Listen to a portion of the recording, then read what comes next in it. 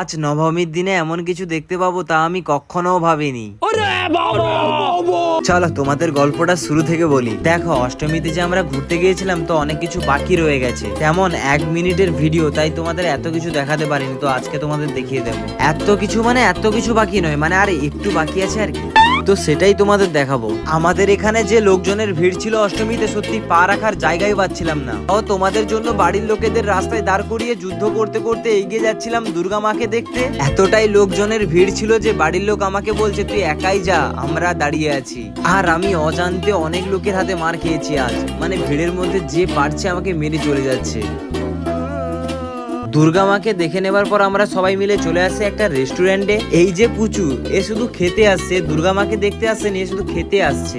এই হোক, এখানে আমরা সবাই এসে বিরিয়ানি খেয়ে বাড়ি চলে আসি। আর পরের দিন নবমীতে বেরিয়ে এটা কি দেখলাম, Tecnologia!